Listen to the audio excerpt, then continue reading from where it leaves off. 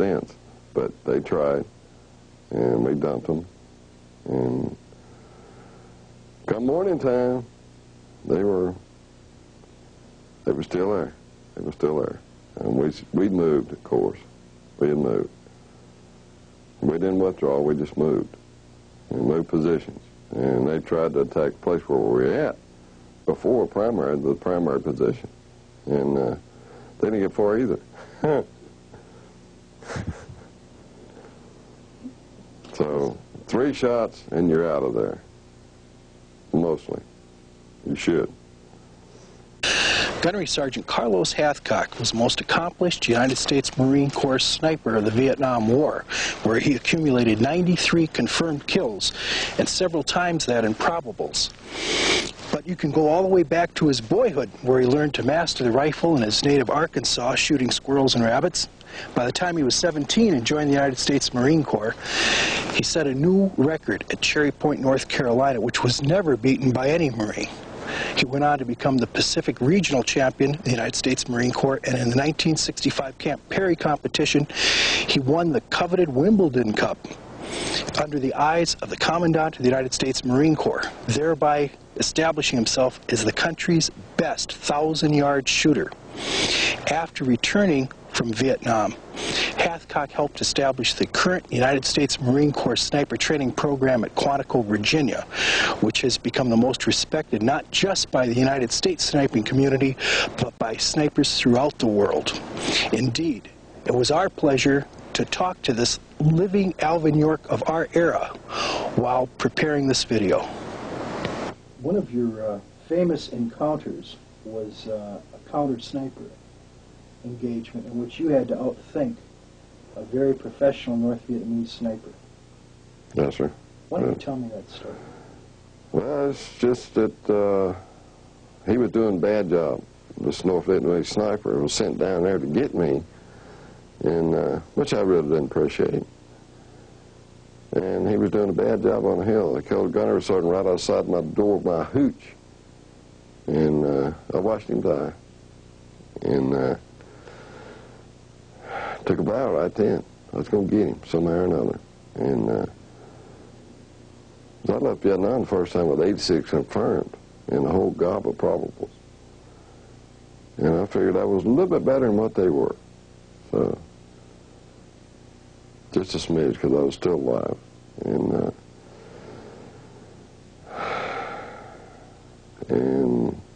got John Burke when he started shooting another time. I got John Burke, who was my partner, and we went out. And no, it wasn't John, it was another partner. And we went out, and we trailed him. I trailed him. As a team leader, I trailed him. He was very cagey, very smart individual, and I figured he was close to being as good as I was, but there ain't no way. Ain't nobody that good. So, and you got to think like that too. You got to think like that. And I made a mistake. I fell on an old rotted tree, and he made a shot and hit my partner's canteen. And Burke and I both thought he was hit because all the warmness running down over his legs and stuff. And I noticed the hole in his canteen. You ain't hurt. Yeah, you ain't hurt. Just to kill the devil out of your canteen, that's all. And we moseyed around and mingled around, and he started running. The bad guy started running then. And we worked around to where I was in his old spot, he was in my old spot, which was a bad thing for him because he was facing the sun by that time. That was afternoon by then. And the sun glinted off his lens of the scope, I guess, and which I didn't know at that time. But I saw the glint. I shot it where the glint was. And it just happened to be the right time. And by looks of things, I was just the quickest on the trigger. Otherwise, they'd kill me. How do you know that? Excuse me? How do you know that otherwise he would have killed you? Oh, how do I know he would have killed me? Because I shot right through his scope, right straight through his scope. Didn't touch the side. Didn't touch the side. And it didn't do his eyesight no good in that side either. Gunnery Sergeant Hathcock prevailed in that cat-and-mouse game against the North Vietnamese sniper who was especially tasked to hunt him down and kill him. And when he did it, he practiced with several established counter-sniping techniques. Let's look at some of those techniques. The essence of counter-sniping is locating a hidden gunman so that you can then bring your own fire on him or maneuver against him.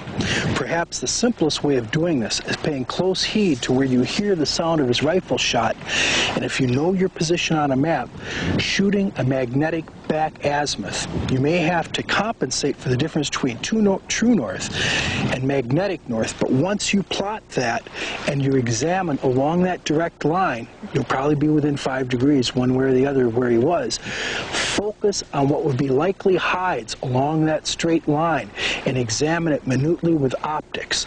A similar technique uses a rifle rod to trace the ballistic path left by his bullet through soft material. Big danger when you're standing close to the impact point as I am now, you're within his sights. You may have to mask your front with smoke or wait till darkness to do this, but you take a rifle rod, place it in that bullet path left through soft material such as a tree, the side of a house. It will point directly back to where the sniper is located. You now have a straight line. To determine how far he is along that straight line, look at the angle the bullet was plunging when it struck that material. If it's relatively flat, probably 200 yards or less. A gentle plunge, this is probably about 300, maybe 400. You start to get a dramatic 30, 40 degree plunge, it's probably 500 plus. By the time you've got almost a 45 degree, it's probably 700 or 800 yards. When a hostile sniper is concealed and engaging people in an expansive area such as that before us, and in which there are no likely or obvious hides, and really searching for them is like looking for a needle in a haystack, one technique you can employ is called crack bang. And by that I mean when he fires around, the sound of his bullet, which is supersonic, creates its own little sonic boom, which is heard as a crack, kind of like the sound of taking a ruler and slapping it on a desk. But meanwhile, following it behind it, and much slower, is a sound from the muzzle of the rifle. This is a sound most people associate with a weapon being fired, the bang.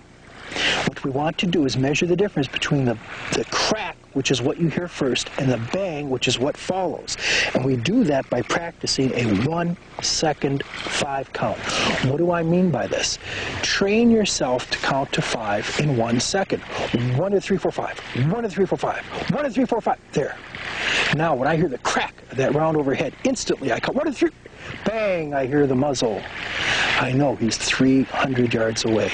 This is only effective out to about 500 yards because that bullet starts slowing down and that sound, which is constant, about 700 miles per hour, starts catching up. It gets muddy after 500 yards. But out to 500 yards, if you practice that 5 count, it's very effective. We've already demonstrated the ways in which a sniper assesses wind, evaluates it, determines how it will assist him or create problems for him. The same is true for any kind of weather conditions as well as light or darkness. Carlos Hathcock has some real-world experiences on exactly that, how light affects a sniper's employment. First light and last light's the best time there is, because they're going out after a good night's rest and they're all hee-hawed and tap dancing, whistling, smoking cigarettes and pipes and whatevers. That's the best time there is.